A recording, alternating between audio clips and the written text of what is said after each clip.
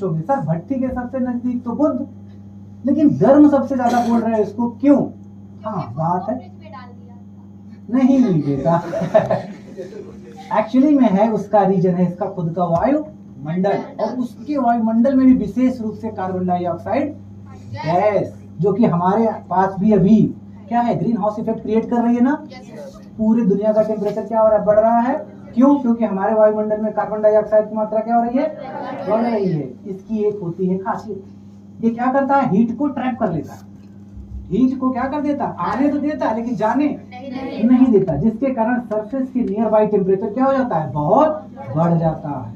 तो शुक्र का जो वायुमंडल है इसमें ज्यादा मात्रा में क्या है, कार्बन डाइऑक्साइड, और शुक्र दूसरा सबसे नजदीक ग्रह है किससे, तो बहुत ज्यादा क्या आती है, हीट, लेकिन कार्बन डाइऑक्साइड की वजह से ज्यादा जा नहीं पाते, जिससे टेम्परेचर क्या हो जाता है, हाँ लगभग 460 डिग्री सेल्सियस तक टेम्परेचर रहता है यहाँ पर।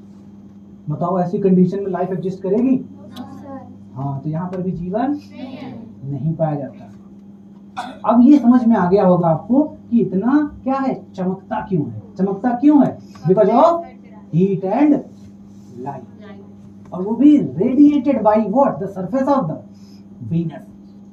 तो अब ये चीज बता लेंगे ना, सबसे चमकता हुआ ग्रह कौन सा है, और सबसे गर्म कौन सा है, ये जानते हैं, इसको पृथ्वी की बहन भी बोलते हैं। क्यों? क्योंकि इसका मास डायमीटर लगभग कितना, किसके बराबर है, पृथ्वी की, लेकिन बहुत खतरनाक सिस्टम। क्यों? क्योंकि कार्बन डाइऑक्साइड के साथ साथ ही इसके वायुमंडल में सल्फ्यूरिक एसिड के बादल पाए जाते हैं। किसके? और सल्फ्यूरिक एसिड जानते हैं ना, it is very dangerous acid. तो इसीलिए क्या बोलते हैं, सिस्टर तो है लेकिन बहुत ही खतरनाक सिस्टर। और अगली प्रॉपर्टी क्या है, सब घूमते हैं पश्चिम से पूर्व, चक्कर जब लगाते हैं सूर्य का तो पश्चिम से पूर्व, और ये पूर्व से पश्चिम, ये रेट्रोग्रेड घूमती है। इतनी बातें आप ध्यान रखेंगे। Are you getting my point?